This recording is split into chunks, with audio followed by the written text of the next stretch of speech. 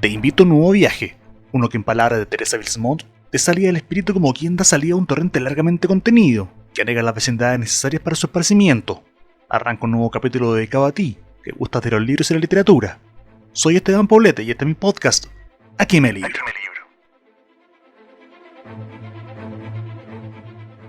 Hola a todas y a todos, gracias por estar del otro lado una vez más. Hoy quiero partir haciéndoles una pregunta. ¿Conocen autores cuya prosa sea un tanto difícil de clasificar? Les cuento que el protagonista de la jornada puede pertenecer a este grupo. Es que en apenas 4 libros ha sabido captar la atención de editoriales, críticos y lectores mediante una escritura que no teme experimentar.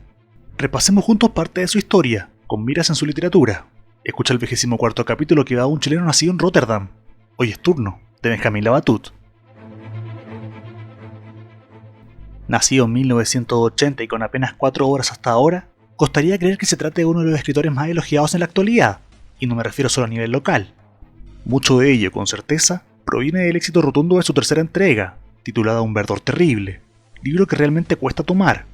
No es una novela que se asemeje a lo que de manera habitual uno piensa de una novela, tampoco se trata de un ensayo ni son cuentos.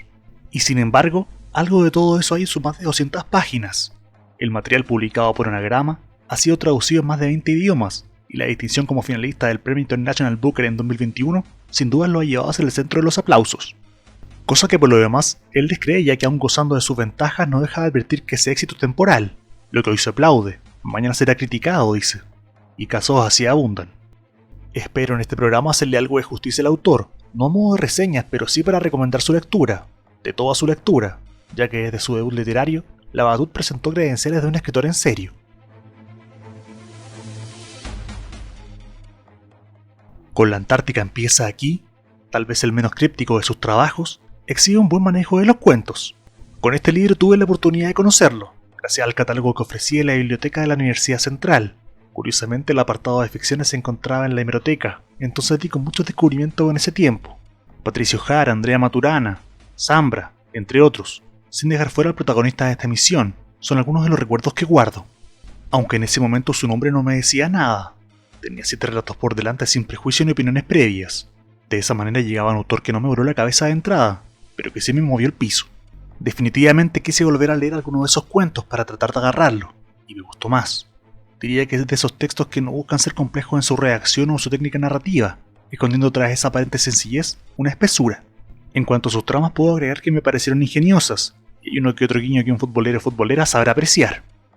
Ahora bien, tampoco es un conjunto perfecto, pero indudablemente recomiendo su lectura para que en la valoración prime tu mirada por sobre la mía. Tal vez peca de algo que muchos libros de relatos suelen hacer, que es no poder sostener un mismo nivel a lo largo de la obra, haciendo que unos textos estén mucho más arriba que otros. En lo personal no satanizo ni aplaudo esta observación, prefiero creer que la unidad no está dada por lo bien acabado de todos sus relatos, sino por un tono. Si los cuentos comparten esa vibra, si son parte de un mismo universo, me parece un objetivo logrado. Además, el libro supera prima, y si eres capaz de debutar a ese nivel, yo creo que te deparan mejores cosas por delante. Muy pronto, en otra jornada extraordinaria, el canal de YouTube, subiré completo uno de mis cuentos favoritos en el formato de audiolibro, pero ahora doy paso a un fragmento, y no cualquiera. Lo que sigue es el inicio de la Antártica empieza aquí, relato que da título a esta publicación.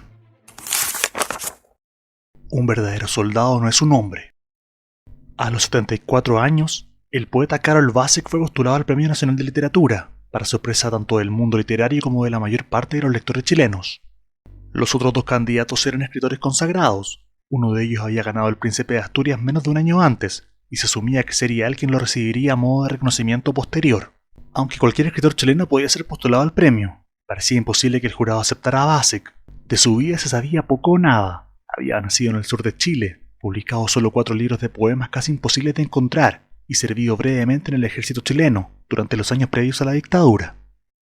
Cuando supe de su postulación yo estaba a punto de perder mi trabajo en la sección de cultura de una revista de política. Preso del pánico que siempre sentía ante la reunión de pauta semanal, propuse a Vacek para salir del apuro, dando por sentado que iba a ser rechazado.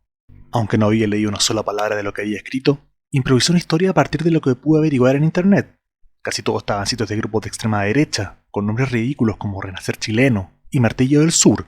Pero el tema del nazismo había reaparecido en la prensa, así que bastó con mencionar que Vacek había servido en el ejército, además de unos pocos detalles, que era descendiente de checos que escribía en español y alemán, para que me asignaran el tema, siempre y cuando pudiera conseguir una entrevista con el poeta. Ya circulaba el rumor de que ese iba a ser mi último mes en la revista. Los roces con mi editor habían alcanzado su punto máximo cuando me negué a cambiar uno de mis artículos y deshice sus correcciones en el programa de edición. Cuando la revista ya estaba impresa, me llamó a su oficina y me dijo que si volvía a hacer algo así no me molestara en volver al trabajo. Me fue sin decir una palabra. ¿Qué le iba a decir? ¿Que estos eran mis primeros pasos para convertirme en un escritor de verdad? Lo cierto es que ya no me importaba si me despedían o no. Tenía 24 años y llevaba uno trabajando como periodista. Pero lo que realmente quería era ser escritor. Una decisión valiente, pensaba yo. Algo con lo que había soñado durante toda mi vida. No era una vocación como cualquier otra. Ser escritor, como ser soldado o samurái, tenía que ver con una postura violenta frente a la realidad, una oposición activa, una resistencia sin compromiso y sin tregua. La normalidad, la rutina, la felicidad eran para los demás, mientras que la vida del escritor servía para acercarse al abismo. ¿Dónde estaba el abismo y qué se hacía cuando se alcanzaba ese punto? Era algo que no sabía. Supongo que quedarse mirando hacia adentro. Era ridículo, pero en esos momentos me dominaba una pulsión incontrolable hacia la literatura. Comencé a adquirir hábitos raros. Prácticamente no dormía para poder leer y era incapaz de salir de casa sin llevar varios libros. Espiaba los computadores de mis amigos y de mi familia. Leía sus correos, robaba mensajes de sus celulares y luego apuntaba en una libreta llena de ideas e historias que nunca llegaba a desarrollar. En el trabajo me escondía en el baño para poder leer, e incluso hoy asocio a algunos autores con el olor a mierda de mis colegas y la marca de cloro que usaban las mujeres del aseo. Todo me pareció una pérdida de tiempo frente a la necesidad de leer, de preparar lo que yo iba a escribir. ¿Cuándo? Eso no era importante. Los buenos escritores, los que yo consideraba buenos escritores, triunfaban en la madurez. La juventud no era para escribir, sino para leer, para viajar, para pasar hambre y frío. La juventud servía para endurecerse, para construir un castillo. Desde que había dejado la casa de mis padres, vivía con una amiga sin pagarle el arriendo.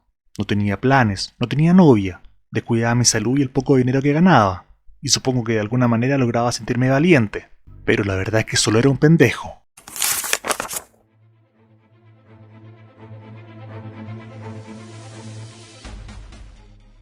El resto de la historia del joven periodista a la siga de un militar perdido en la Antártica chilena te la voy a dejar a ti, para no caer en ningún spoiler.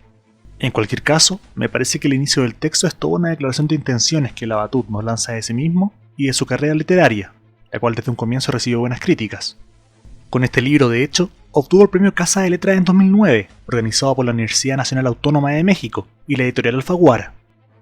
De manera adicional, su primera publicación obtuvo el Premio Municipal de Literatura de Santiago en 2013, abriéndose paso ya a nivel local. Así las cosas, no fue extraño ver que con el tiempo un nuevo material estuviera disponible. Te hablo de Después de la Luz, de 2016, publicado por la editorial Weathers. Desde aquí, la propuesta literaria de Benjamín, a mi parecer, avanza hacia su consolidación, si es que el término en cuestión realmente significa algo. Como sea, lo digo porque con este libro deja atrás las formas del cuento para iniciar una suerte de exploración metafísica compleja a ratos, pero que está llena de sustancia. Sus palabras cruzan el límite de la literatura para entrar tangencial o directamente al mundo de los ensayos, y es un salto que no muchos autores están dispuestos a dar, en especial si tu carta de presentación fue bien recibida.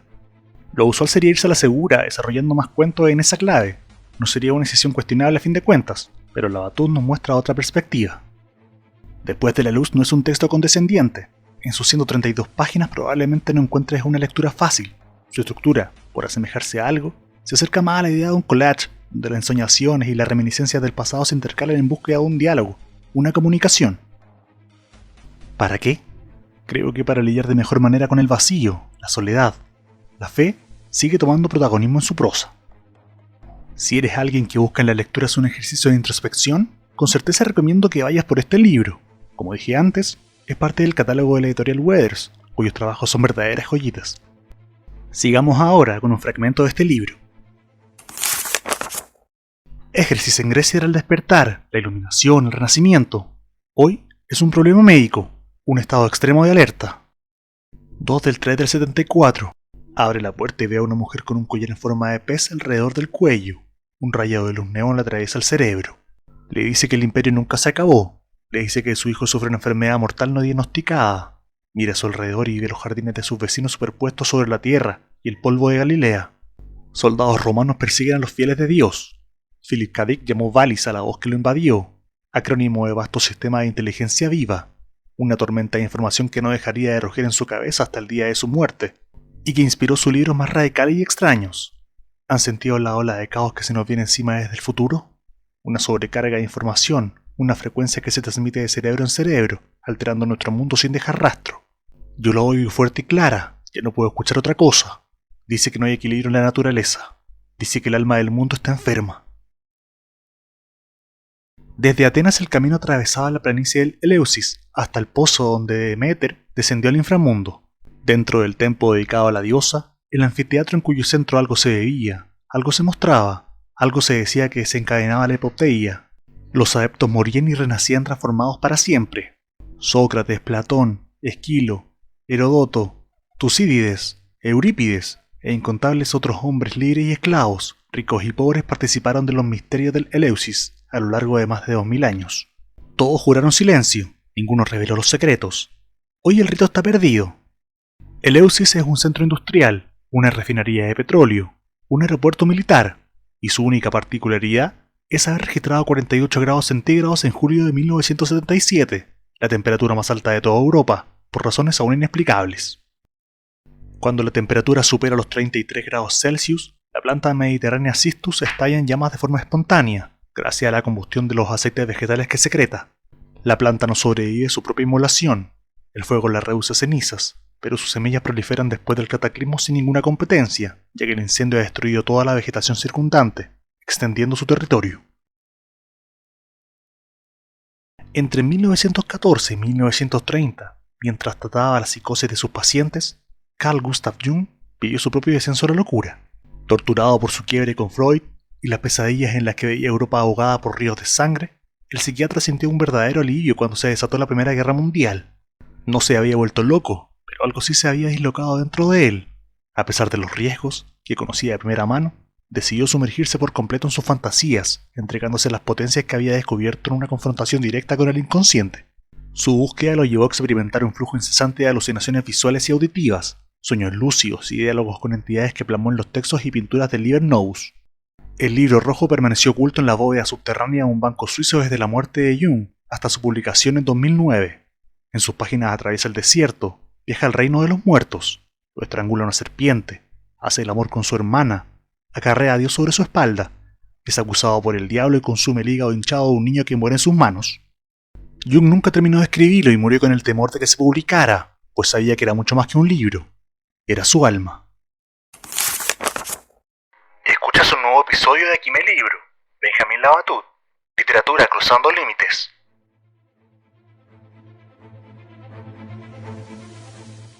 Cuatro años más tarde llegaría la que hasta hoy, al menos, parece su hora cumbre. De seguro esta idea sería refutada por el autor, y si fuese ese el caso yo me pondría contento porque abre las posibilidades de leer más de sus genialidades. Un verdor terrible, publicado en 2020 por Anagrama, depura la propuesta ya esbozada con su anterior libro, y lo hace jugando con lo difuso, con aquello que no es claro. Para muchos, incluyéndome, este es un libro inclasificable. Tal vez no corresponda preguntarse quién es el protagonista, ya que son muchos los nombres que aparecen a lo largo de sus más de 200 páginas. Pregúntate entonces qué protagoniza el relato. Es la ciencia. Se usa sin perder lo literario, a pesar de lo intrincado de sus postulados. Es un libro que pone la experimentación en el centro, la ciencia con su desarrollo y también con sus posibilidades, fascinantes a la vez que terribles.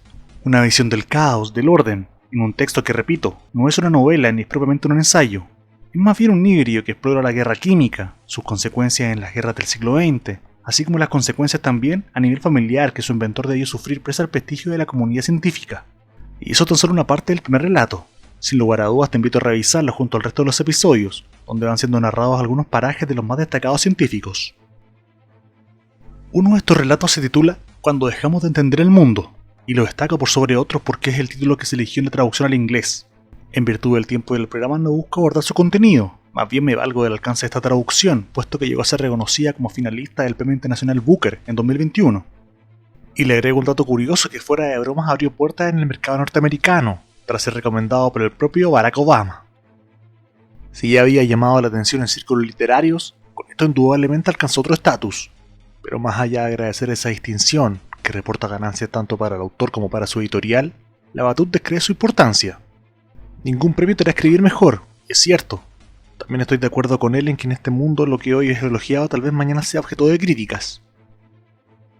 Parece estar más interesado en lo que subyace a su literatura, la incapacidad de comprender eventos, situaciones que con frecuencia nos golpean en la cara. Esas son las historias que le interesa contar. Mal que mal, es una cuestión transversal a toda la especie humana. La curiosidad por saber eso que está más allá de su entendimiento. La religión era un eje central en su obra anterior, ahora es el turno de la ciencia, poniendo énfasis en personas que quisieron dar respuesta a las inquietudes. Los científicos buscan, intentan, se obsesionan. Un escritor no está lejos de eso, o no debería. La literatura también tiene mucho ensayo y error. En palabras del autor, lo que atrae tanto de la ciencia es que es, junto con el arte, un ámbito del humano que se sale de todos los límites, que no le debe lealtad a nada, y que rompe, casi sin miramientos, con lo que consideramos bueno y malo, moral e inmoral. Entonces te pregunto, ¿qué estás esperando para leerlo? No te pierdas ningún capítulo de Aquí me libro. Recuerda seguirme en Spotify.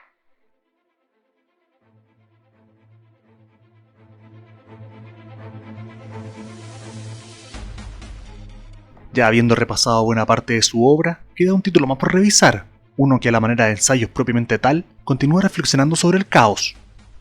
Esto es de postulados científicos, experiencias personales y ciertamente es de la literatura. La Batut entra una vez más en lo complejo para extraer con éxito una mirada acerca de la experiencia humana. La Piedra de la Locura, publicado hace poco más de un año, entremezcla visiones que recorren la locura, el horror. Aporta nociones Lovecraftianas que conectan contextos locales con mayor o menor eficacia, desde luego, porque opiniones hay tantas como quieras ver. Y no es menos cierto que acá se incluyen miradas del estallido que tal vez generen controversia. Pero más allá de esa observación, no pretendo negar el mérito de este pequeño libro, que no sobrepasa las 80 páginas, ya que plantea dudas. Cuestiona lo que a veces damos por sentado, y es que ¿cómo dar por cierto aquello que se desarrolló en una sociedad que no deja de transformarse? Además lo hace con ingenio, porque en cierta forma toda literatura busca cuestionar la realidad, pero en este caso lo hace desmarcándose de las estructuras habituales. Hay un deseo de explorar que es constante y un sello de la Batut, aunque no quiero que me creas a mí. Lo que sigue es un fragmento de la obra. En 2020 publiqué un libro titulado Un verdor terrible, en el cual trenzo algunos de los hilos que forman la red de asociaciones, ideas y descubrimientos que dieron origen a la química, física y matemática modernas. Porque esas disciplinas, junto con el súbito estallido de las tecnologías de la comunicación, la biología y la computación, se encuentran en la base de nuestra cosmovisión actual. Si bien esa perspectiva racional e ilustrada aún es poderosa e imponente, se está resquebrajando. Los bordes de la realidad han comenzado a sangrar, y muchos tenemos la sospecha, una sospecha que confirmamos todas las noches al soñar, o cada vez que prendemos el televisor, de que esta pequeña ciudadela, el castillo de razón y orden que hemos construido, está rodeada por todos lados, y que sus muros, sin importar cuán alto los elevemos, pueden ser fácilmente derrumbados, no solo por quienes los asaltan desde afuera, sino también por las fuerzas que los embisten desde dentro. Desde que apareció mi libro, me han hecho muchas veces aquella pregunta que figura en uno de sus capítulos. ¿Cuándo dejamos de entender el mundo?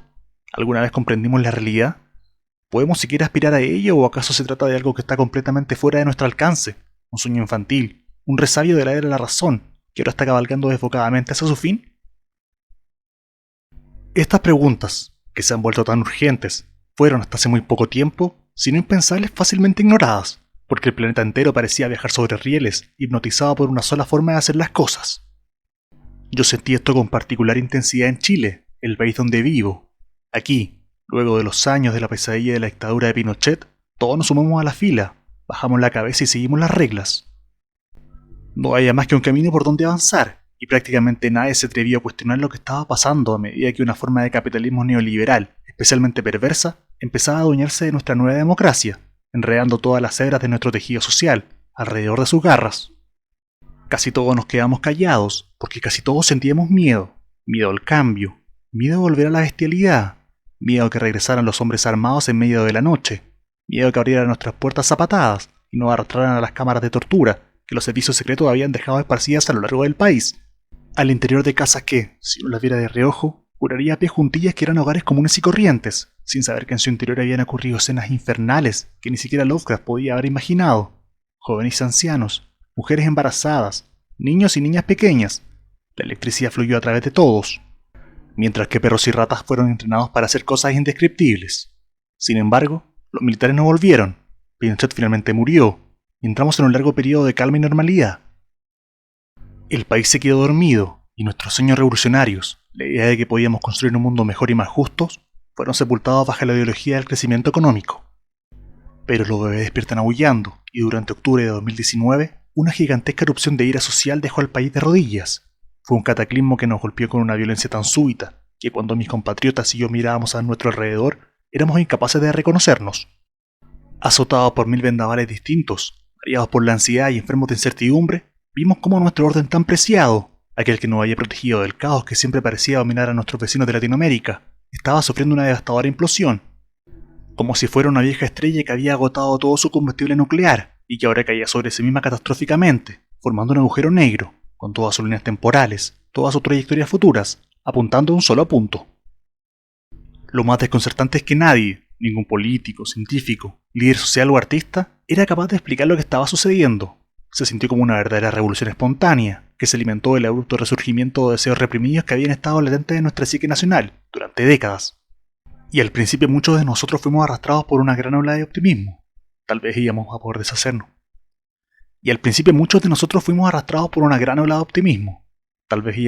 deshacernos. Finalmente, de los grilletes con que nos habían mantenido atados, controlados y restringidos, siguiendo el camino del diablo. Un decálogo que había sido cincelado en piedra por el régimen militar, y que no habíamos sido capaces de alterar significativamente en más de 30 años de elecciones democráticas. Cientos de miles de personas salieron a las calles. Preso del pánico, el gobierno declaró un toque de queda nacional para tratar de contener la revuelta y desplegó a las fuerzas militares para reprimir a la población, por primera vez desde el fin de la dictadura. Pero no hubo forma de evitar la escalada masiva de las protestas, y una multitud de más de 1 millón de personas marchó por el cambio. Y sin embargo, en cosa de días la avalancha de solidaridad inicial dio paso a saqueos, actos de vandalismo y disturbios. No solo nuestras principales ciudades, sino también pequeños pueblos y localidades rurales dejadas de la mano de Dios, que nunca habían conocido ese tipo de violencia, se vieron envueltos en llamas. Los caminos y carreteras fueron bloqueados por cientos de personas que demandaban cientos de cosas distintas. La represión de nuestra policía militarizada se volvió intolerable. Si era lo suficientemente valiente como para marchar, aunque fuera de forma pacífica, corrías el riesgo de que te volaran los ojos de un disparo. Nadie era capaz de canalizar las fuerzas que se habían desatado, y la plaza ubicada en el ombligo de la capital se convirtió en un campo de batalla. A medida que la violencia de las protestas se fusionó con la violencia del Estado, cada vez más personas sucumbieron al temor. Muchos no se atrevían a salir de sus casas. La tormenta desencadenada por la crisis social azotó al país durante meses. Cuando nos golpeó la pandemia, ya estábamos de rodillas. Esta nueva calamidad, aún más extraña, nos dejó aturdidos y completamente aislados los unos de los otros. Habíamos empezado a construir algo nuevo. De hecho, estábamos a punto de elegir a los representantes para redactar una nueva constitución, justo antes de entrar en cuarentena. Pero el pandemonio de las protestas había dejado poco más que ruinas y escombros, cenizas de los gigantescos fuegos que no alcanzábamos a apagar, antes de que alguien viniera a encender el siguiente. El proceso de metamorfosis que habíamos comenzado como nación estaba fuera de nuestro control, y ahora avanzábamos en espiral, incapaces de distinguir si nos encumbrábamos a lo alto, hacia un futuro más luminoso, o si estábamos socavando el suelo bajo nuestros pies, porque tampoco habíamos visto ninguna señal de advertencia. Después de todo, cuando estalló la crisis social, nuestras cifras macroeconómicas señalaban que estábamos mejor que nunca, y los números no mienten, ¿verdad? La generación que inundó las calles había tenido una mejor educación y contaba con más recursos que sus padres. Solo un par de semanas antes de que se desatara el caos, el país estaba tan calmo y tan tranquilo que el idiota de nuestro presidente comparó Chile con un oasis, un remanso de tranquilidad en Latinoamérica, inmune al vendaval de violencia política y social que estaba rugiendo no solo en la región sino a lo largo del mundo entero, incendiando las calles de Hong Kong, París, Londres, La Paz, Praga, Berlín, Bogotá, Beirut, Puerto Príncipe, El Cairo, Budapest, Harare, Seúl, Yakarta, Teherán, Bagdad, Nueva Delhi, Manila y Moscú, entre otras tantas ciudades, y que había encumbrado al poder a lunáticos como Jair Bolsonaro, Donald Trump o Boris Johnson. A pesar de su enorme potencia, nuestra deslumbrante revolución tuvo una cualidad muy especial: carecía de una narrativa central, representó algo distinto para cada persona. Su naturaleza amorfa hizo que fuera capaz de adoptar casi cualquier significado. Al no estar definida, lo contuvo todo. Aunque eso le dio una escala colosal y una fuerza inaudita, también socavó el proceso, porque nadie estaba seguro de por qué estábamos luchando, por qué habíamos llegado hasta ese punto de inflexión, y cómo íbamos a salir adelante. El país parecía mutar de un día a otro, y las demandas sociales eran tan amplias, variadas e indefinidas, que las élites económicas y políticas, que habían acaparado el poder tan cómodamente durante 3 décadas, se vieron de súbito indefensas, débiles e incapaces de responder al coro de voces que clamaba a gritos por una transformación rápida y radical. Ebrios de furia, borrachos por nuestro deseo de cambio, fue como si hubiésemos desenterrado la Torre de Babel. De pronto todos hablábamos en lenguas distintas, incapaces de comunicarnos los unos con los otros, excepto a través del leve temblor que sentíamos por debajo de nuestros pies. Un estremecimiento que recorría el suelo y que hacía que todo se moviera, al igual que si hubiésemos invocado, con nuestros cánticos y plegarias, a un titán dormido, un cíclope que estaba sacudiéndose el país de la espalda a medida que se ponía de pie. El movimiento de protesta no tuvo una sola causa, ni un principio guía ni un líder, ni siquiera un simple eslogan detrás del cual pudiéramos reunirnos, salvo por una frase que coreábamos sin parar, pero que rápidamente adquirió tintes siniestros. Chile despertó, Chile despertó, Chile despertó. Sí, Chile había despertado, pero ¿qué vimos una vez que nuestros ojos se acostumbraron a esa luz deslumbrante? Un confuso entramado de violencia y esperanza, un reflejo del presente en cambio continuo, un fulgor que desafiaba el sentido común porque se había fragmentado en demasiadas perspectivas. A medida que las personas grababan y compartían las escenas de la primavera chilena con sus teléfonos celulares, parecía como si quisieran crear, mediante el inmenso volumen de información que producían de un minuto a otro, una nueva imagen de nuestro país. Pero ¿cuántas personas, habiendo visto esa imagen, no desearon más que volver a dormir y regresar a la tranquilidad del sueño? No había ninguna forma clara de unir todas las chispas y aglutinar las múltiples conflagraciones en un frente de llama coherente, porque lo que estaba pasando era algo tan nuevo, pero avivado a la vez por los pecados, abusos e inequidades de nuestro pasado reciente, que no lográbamos comprenderlo.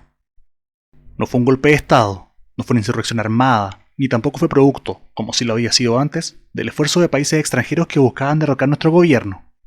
Estallido social fue como lo llamaron los medios, porque esa era la única cosa que sabíamos con certeza. Había sido una explosión, un apocalipsis, un gigantesco surgimiento de una vitalidad primordial, Lovecraftiana, nutrida por ese extraño reflujo a través del cual las energías reprimidas se cuelan en el presente, trayendo de vuelta todas las cosas que hemos decidido esconder, olvidar o negar. Fue una maravilla, una especie de milagro que desafió todas las interpretaciones y que borró la lógica prevalente en un instante. Un Big Bang chileno, nuestra propia singularidad. Si quieres volver a escuchar este programa o el resto de los capítulos, puedes hacerlo también en YouTube. Suscríbete a mi canal. Otra jornada extraordinaria.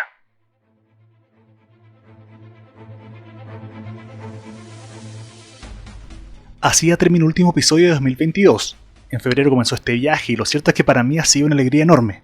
Hace tiempo quería impulsar un espacio para hablar de libros, de sus autores, y con eso llegar a más gente que al igual que yo, compartir el amor por la literatura. Ahora no queda nada más que agradecer su apoyo y decirles que esto continúa. Nuevos episodios a partir de enero, para seguir con la tercera temporada. Ayúdame a llegar a más personas compartiendo el podcast en tus redes. Suscríbete también a mi canal, Otra Jornada Extraordinaria en YouTube, y no te pierdas ningún contenido. Felices fiestas para todas y todos. Mi nombre es Esteban Poblete. Aquí me libro.